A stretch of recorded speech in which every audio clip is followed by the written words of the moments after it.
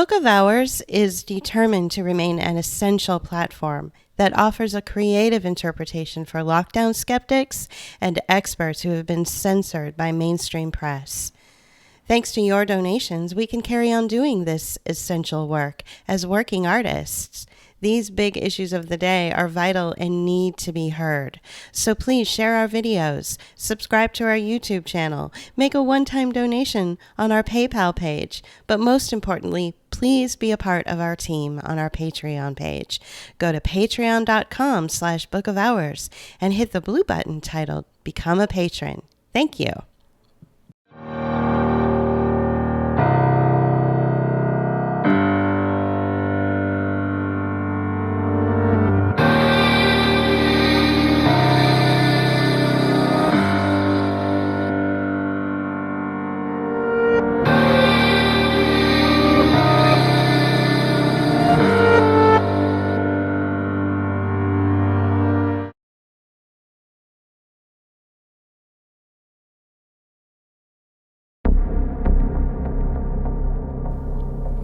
America's past is steeped in class struggle, economic disparity, and racism.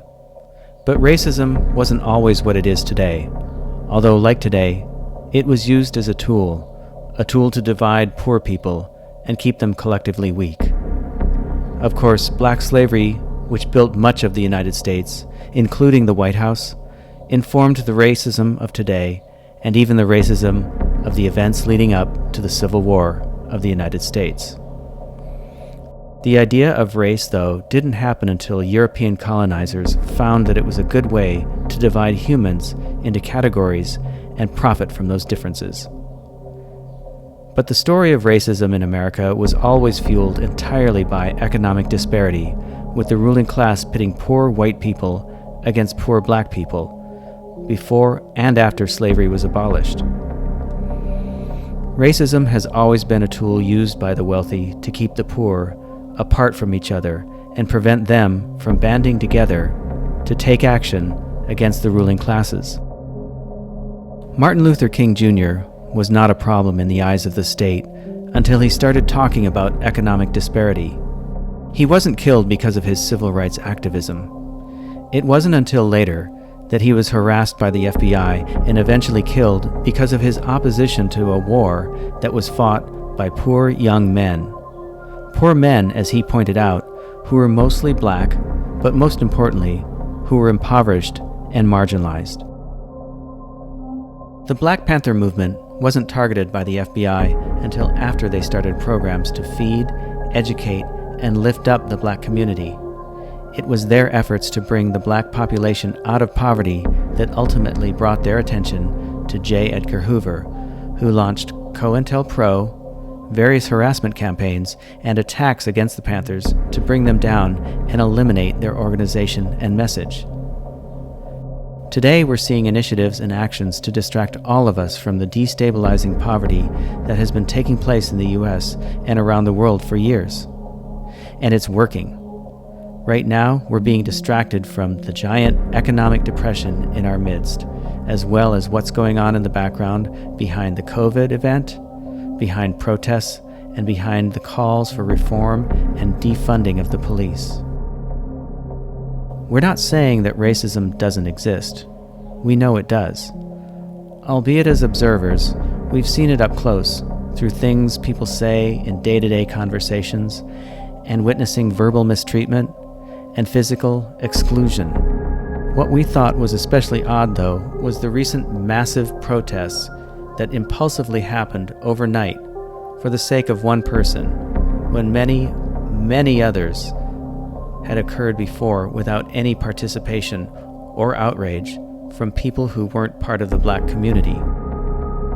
It was as if these new events were sponsored in some way, because at the same time this was all happening, we were seeing messages on corporate websites and emails talking about racism when it never was mentioned before by these companies on their platforms. Were these messages and actions as spontaneous as they seemed? Or were they part of an organized plan to appear to support the black community and stand against racism? to distract us from the poverty that exists and what we're all facing, to divide us as people, and to dilute the message. Every resistance movement and marginalized community action that has taken place for the last 65 years, from civil rights to G20 protests and the Occupy movement, have been brought back to life and re-presented to us through the spectacle of the media. But when we look at what's taking place, if we look closely, there is no reflection of the past in the actions of the present. These movements of the past that were once vilified, suppressed, and killed by the state have been brought back to life, turned into vampires with no reflection, and turned loose on all of us to break apart our lives and suck the life out of our imperfect society, to ensure that it can never be improved, and most importantly, never return.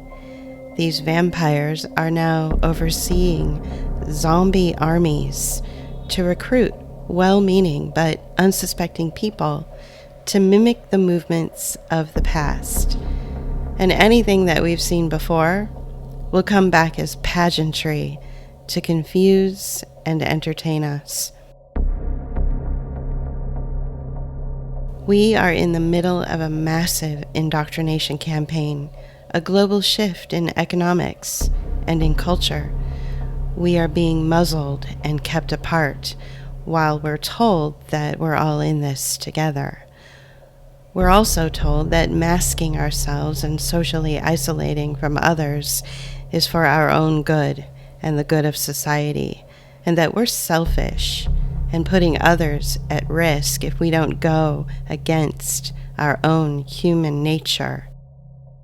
We are experiencing a confusing and deliberate manipulation of society to pit people against each other, to break apart any cohesion we once had in order to build up something new, something that will level the playing field, making everyone except the very wealthy the same. The goal is to turn all of us into serfs, serving the ruling class. We've never experienced anything like this before, except we have, but only from a distance. In the past, the U.S. has attacked other countries through economic war, color revolutions, and outright military action. These strategies and tactics are now coming home and being waged on all of us. We are now facing our own color revolution. This is not communism, Nazism, or any sort of religion. This is authoritarianism in a form never seen before. This is communitarianism. This is the fourth industrial revolution.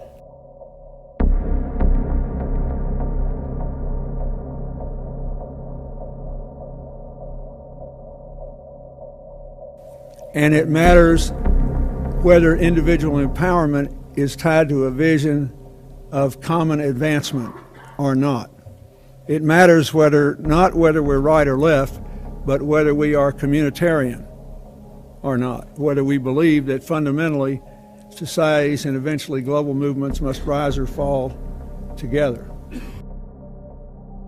Humanity is now under attack. This attack is not from the far left or the far right. It's from the extreme center. The political philosophy of the UN and the World Economic Forum, communitarianism, is behind the Sustainable Development Initiatives as well as the Agenda for the 21st Century and Agenda 2030. It's also behind the Strategic Intelligence Platform of the World Economic Forum. In other words, billionaires and world leaders are forcing us into a community that we're not really part of. They're changing our lives and the world that we live in using a philosophy that no one has ever heard of. In its most bland description of itself, and there is plenty of self-described content out there, communitarianism is considered a political or social philosophy. According to Encyclopaedia Britannica, communitarianism emphasizes the importance of community in the functioning of political life, in the analysis and evaluation of political institutions, and in understanding human identity and well-being.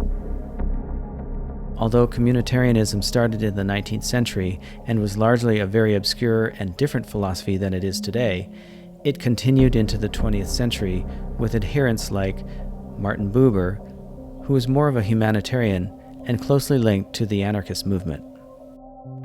Contemporary communitarianism started to take form in the 1980s as a critique of the two major tendencies of liberal democracy: liberalism, which seeks to protect and enhance personal autonomy and individual rights, in part through political engagement via the government, and libertarianism, which aims to protect individual rights and property through strict limits on governmental power. I do think there's a real problem that communitarianism actually tries to deal with the poor by coercing them and controlling them. What we need to talk about is social justice and fairness. What does communitarianism do to people who feel that they're outside the community or excluded from it? It has very little to say to them. Communitarianism is politically centrist and linked to neoliberalism. Contemporary politicians like Bill and Hillary Clinton, George H.W. Bush, Howard Dean, and Barack Obama all identify as communitarian.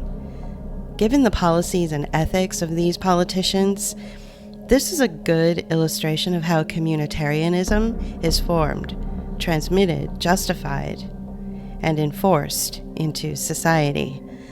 The policies of these politicians and communitarianism are often promoted as being for the common good, when in fact they take away the rights of citizens, hurt the impoverished, and polarize society. Like New Age religion, communitarianism pulls bits and pieces of ideas and practices from different political philosophies, which show up here and there, which is why it often feels squishy and hard to pin down.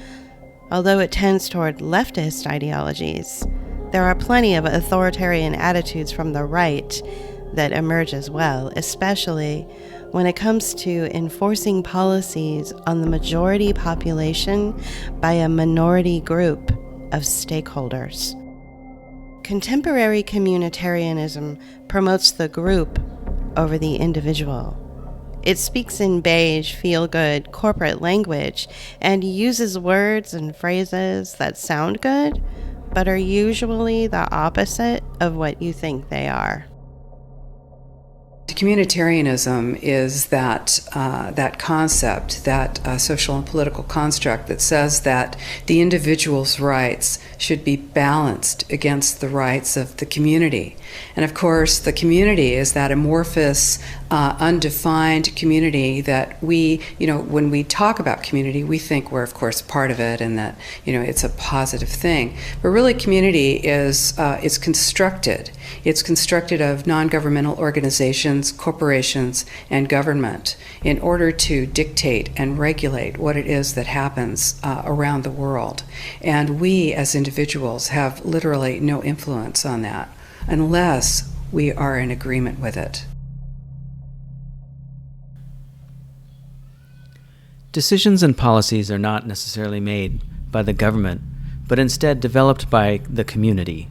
But the community isn't you, me, or our neighbors. Community is made up of multi-stakeholder coalitions, or public-private partnerships, which is essentially the definition of fascism. These coalitions, also known as the third sector, are made up of stakeholders. Stakeholders are representatives of governments, civil society organizations, corporations, non-governmental organizations, or NGOs, nonprofit organizations, and social movement organizations. The decisions and policies created by these stakeholders do not include ordinary citizens per se. If you are not among the representatives of these groups, then you aren't part of the conversation or the policies that are developed. There is no direct democracy, nor any representative democracy. There is only the community making decisions about how things should be done, the behavior of society, and how people should live. The biggest problem that critics have from the left and from the right have been the willingness of communitarianism to override guaranteed individual rights and liberties in favor of the common good.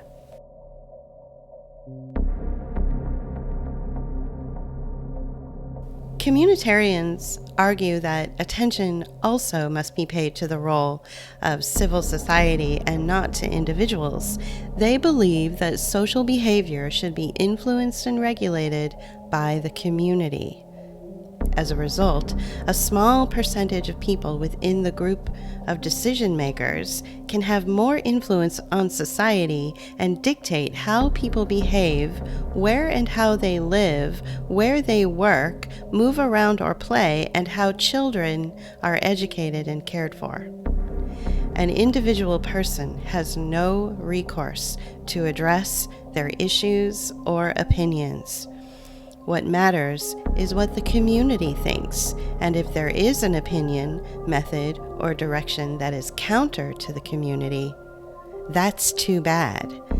That person or group of people who don't have the influence of the third sector multi-stakeholder coalition can be deplatformed, shunned, and silenced by a small percentage of people influenced by decision makers to publicly shame and ostracize heretics. The communitarian solution to wealth inequality and deep-seated poverty is not wealth redistribution or even true meritocracy. Instead, communitarianism deflects the issue by talking in broad terms about equity and equality, or will use identity politics as a means to distract people from the issue of poverty, which, as we've pointed out, is often used to keep poor people divided and in turn foments racism.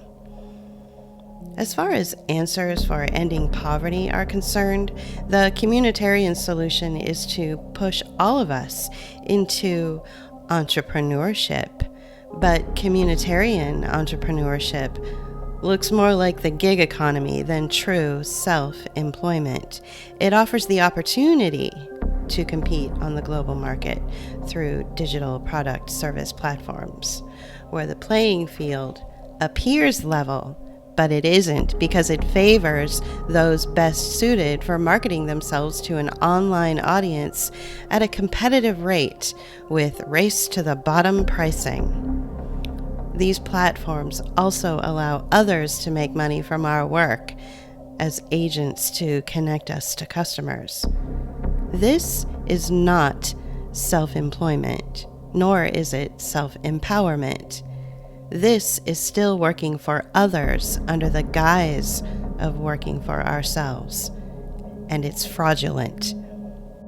What was it Barack Obama kept talking about in his 2008 campaign? Hope and change? Well, all hope really is a false expectation and takes away from your agency. And change? Whose change? Did his change really change anything? It did help wealthy bankers become wealthier. It did take away more civil and human rights and constitutional protections from United States citizens, which opened the door for authoritarian policies that we're seeing right now and bound to see more of in the coming weeks, months, or years. And he did all that while using the feel-good language that made people trust him and love him to this day, while ignoring the knife in their back. So, despite their values and their desire to keep us safe and together and to make the world, a better place, the communitarians are actually imposing their ideas, improvement, and change on the rest of us. for another reason. And that reason is not to improve society or the environment or whatever they're marketing at the moment. What they're doing is all about making money and lots of it, and that money will not be shared with us. Some of it will be paid out to the sycophantic toadies of the centrist professional class, but ultimately, the money that is made from us and our oppression is for the billionaires who drive these agendas and keep us under control.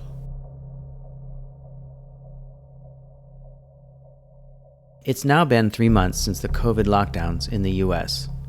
As we have stated before, in all that time, legacy systems have been taken down and new systems are being put in their place. Along with economic, commercial, and interpersonal relationships, our political systems are being changed right under our noses. And during that time, we have also been tested to see if we go along with what's being done. Masks are muzzles that teach us to obey and to keep quiet. They also disguise our faces so that we no longer relate to each other as humans, but at the same time teach the recognition software, combined with AI technology, how to recognize us even when we cover our faces. Social distancing has pushed us away from one another and made us afraid to be near other people. These have been tested to see how we respond, and we have done well, passing our tests, receiving good grades. Despite only around 10% of the population really pushing the narratives surrounding these measures, most of the population went along because those narratives were so compelling. Now that the goals of all those lies have been met and the story is starting to unravel, the rest of the population is questioning the narrative and pushing back. People are resisting the masks and the social distancing and everything else asked of them. But the propaganda machine is responding with more lies and denouncements of those people who dare question the narrative. But again, these are tests to see how we respond and what action we might take. The collected data from these tests will most likely inform those people implementing these tests, and that data will be used to counter our future responses when new events and actions are rolled out. In all the resistance, people turn to old systems that they were familiar with. This, of course, is natural, especially if you don't know that everything is changing. But the political systems that allowed us to respond democratically won't hold up next time. Our liberties or individual rights are being challenged, and unless we do something now to confront the changes taking place, the so-called new normal will become normal, and there will be nothing the majority of people can do to change things.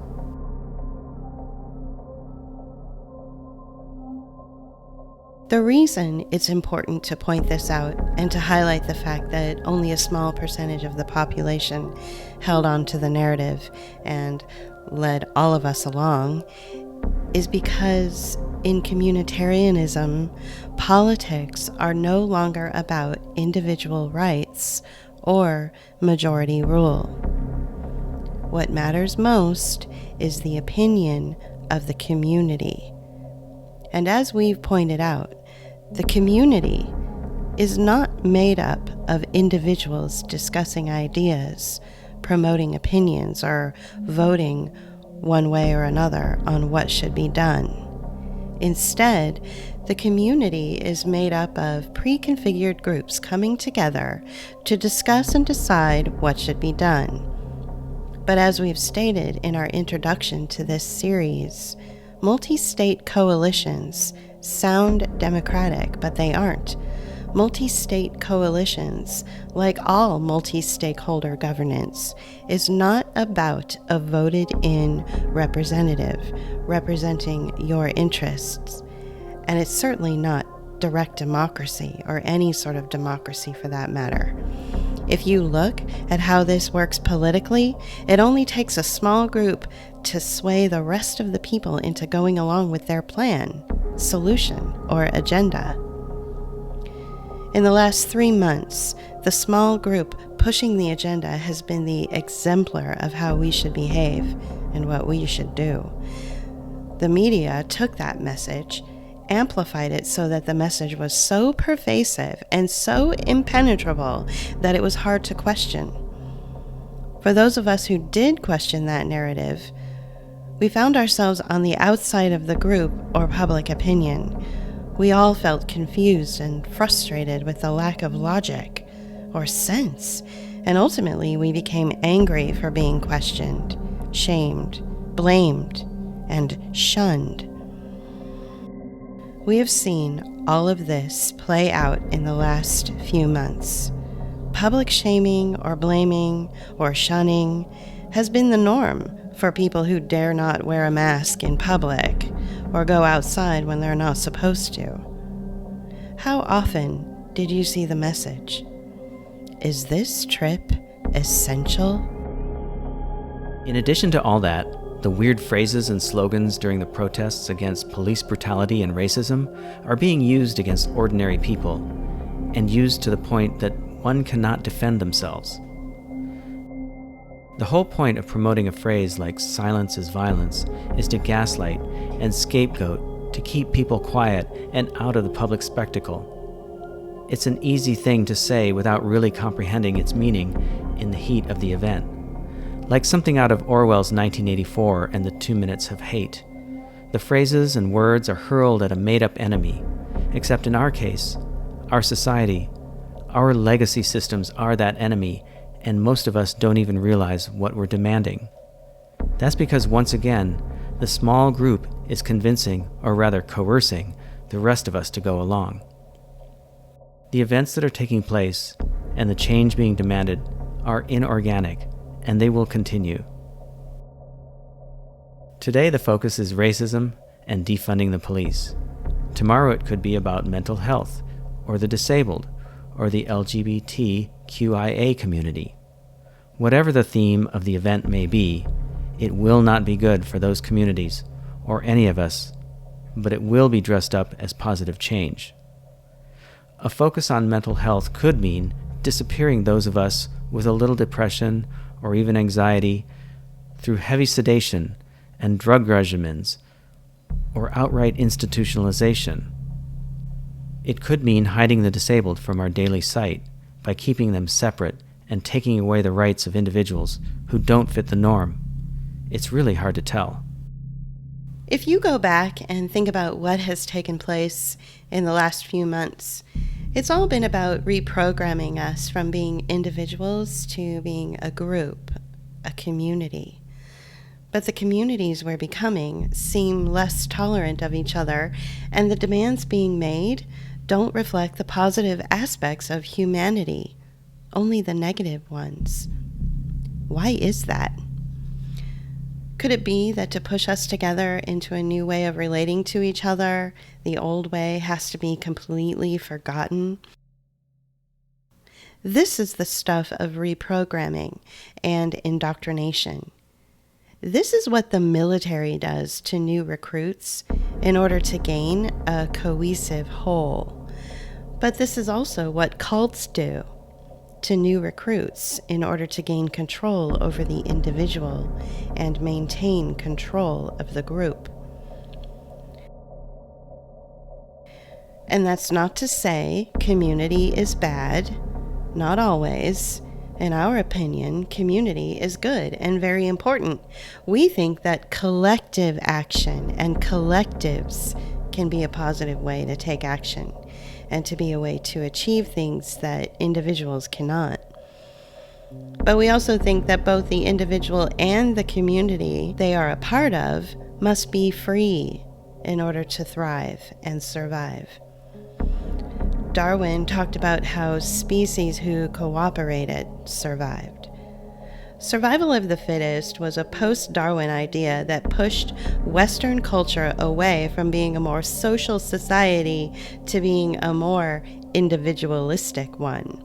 And the weird thing about all this is that over the past century or so, our society has been pushed more and more towards individualism while shunning socialism or collectivism. But now we're being pushed, and pushed back hard, toward a more social existence. But this isn't the social society or the socialism of the past, although it does reflect the most negative versions of it, like East Germany and the Stasi state, or Mao's Red Guard and the Cultural Revolution. Maybe at this point you're still having a hard time grasping the philosophy of communitarianism. When we say the alleged priorities of the community are balanced against the rights of the individual, what we mean is that this philosophy's goals for you as individuals is to lose all of your rights in this post-COVID-19 communitarianistic world. If you are someone who gets sick from wearing a mask, or you have trouble breathing, then that's too bad. The claim under communitarianism is that your need to go mask-free is putting the entire population at risk. This means that companies who have mask policies in place are now saying they have more power than government recommendations or even HIPAA and disability rights and protections. If you have a garden in your backyard, you may get a citation to destroy it because, according to the managerial class, these are the people in your local municipality who may answer to corporate interests. Your garden goes against community standards, even if everyone in the community loves your garden and wants it to stay. Under communitarianism, your garden represents individuality and art, or self-empowerment. So it has to go, because you don't want anyone else to feel bad because they may not have the same vision as you. If you are a parent, your rights to have control and the final say in how your child is cared for or educated have been rescinded. In a communitarian philosophy, the idea of it takes a village is exploited and turned on its head. In this post-COVID-19 communitarian world, government bodies are asserting their right to remove your child from your home, claiming that it's good for the community. Communitarianism also seeks to blanch out the differences among us. We are all of different colors, cultures, sexual orientations, and backgrounds with our own unique talents and voices we offer the world. This rich diversity is what makes the world, but communitarianism wants to make it so that we are colorless, genderless, and that the difference among us are stomped out. The philosophy behind this is that it will shame you for speaking proudly about your experience as a black man or woman in this country, or it will shame you for sharing your empowering moment when you came out to your parents or transitioned into the gender you identify with. These experiences no longer matter in a communitarian world because we are all to exist in a society where no one stands out from anyone else. This is yet another reason why we are forced to wear the mask. Our most visible, unique parts of ourselves are mostly covered, and our human interaction and human connection is assaulted when the barrier covers who we really are.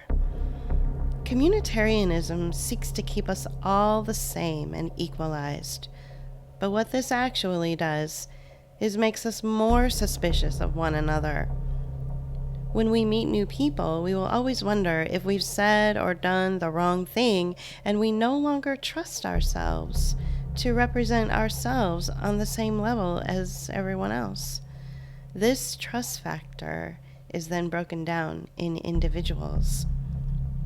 This is the goal behind communitarianism, to break down trust in communities, starting with each person individually. Because strong communities that offer diverse commerce and ideas and open dialogue where we treasure and lift up our experiences, are communities that thrive outside the control of oppressive systems.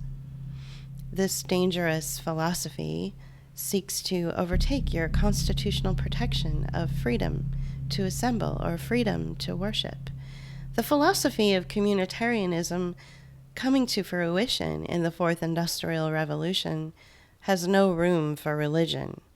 Religion, at times, offers historical perspective and gives us parables and examples of the past to follow, so we don't repeat the same mistakes over and over again. But when your right to worship is balanced against a philosophy that supports a one faith, unified agenda, then that has echoes of fascism. Perhaps you will one day be able to assemble in your church again, but your congregation has to come together under this new post-COVID-19 philosophy of communitarianism, where trust is broken, where people are suspicious of each other, and where your faith is now practiced under a philosophy that has overtaken it. When these philosophical methods are waged pervasively and constantly against an individual, and the constant message of "do this for your community or else" is pummeled at you from the ad campaigns that filter your news feed, to commercials on television, to what your child learns in school, then what it does is it suspends your natural ability to reason and make decisions grounded in logic. Your amygdala, the portion of your brain that exists as intuition to protect you from danger, is attacked endlessly through these highly coercive, curated, and destructive trauma-based campaigns. Thus, you essentially become an individual enslaved to an outside philosophy. Communitarianism is not communism. It is not Marxism. It is fascism. But unlike fascism, which seeks to simply control, communitarianism seeks to reach into a human being, scramble the very thing that makes them human, and force them to re-emerge as a controlled entity. This forced push into the next phase of the evolution of the human mind or soul is not empowering, and it does not have anything to do with enlightenment or reaching our hidden strengths or potential. Its goal is oppression into slavery through coercion, trauma, gaslighting, and threats. The social society we're being pushed into will involve a lot of surveillance and the spirit crushing of individuals who think differently than the group. The technological surveillance and control by the ruling class will primarily be used to control and financialize us, and the policing will be left up to privatized security to protect property or the state. But socially, we'll police ourselves by snitching on our neighbors and turning on the ones we love. There will not be a community of cooperative neighbors working together to achieve a common goal. We'll be dictated to via herd mentality and peer pressure, with initiatives and programs coming from a group that we don't belong to. We will have to bend to the will of a society that we may not agree with. And if we don't want that to happen, we need to do something about it now. The window of opportunity is closing, and closing fast. We don't have all the answers. None of us do. Ironically, though, we need to come together as groups, to band together to stop the tyranny.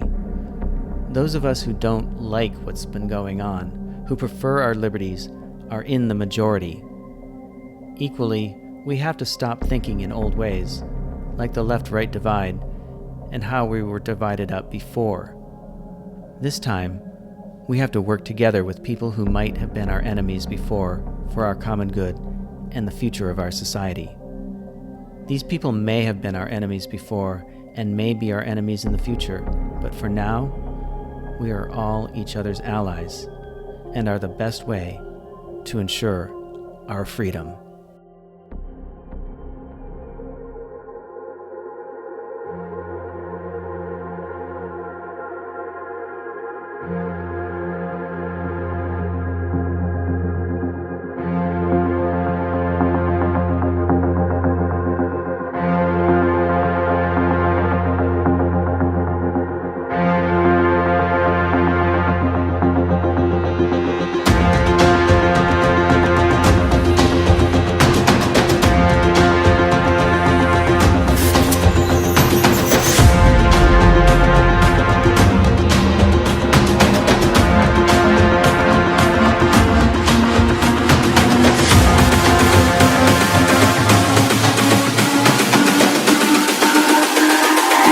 It's all about humanity.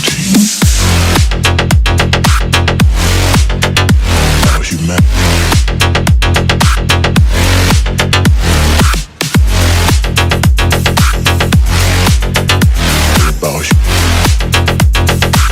It's all about humanity. About humanity.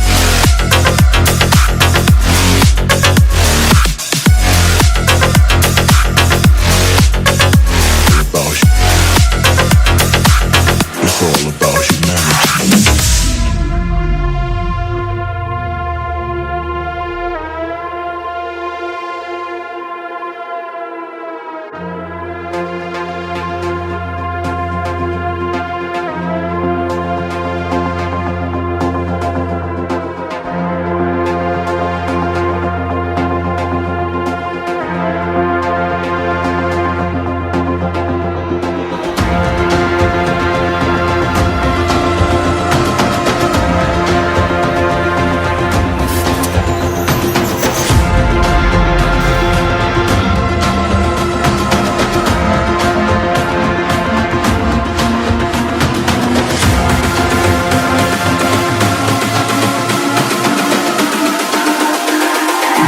It's all about humanity.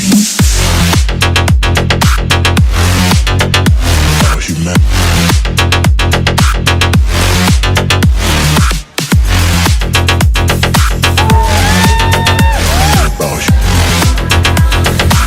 It's all about humanity.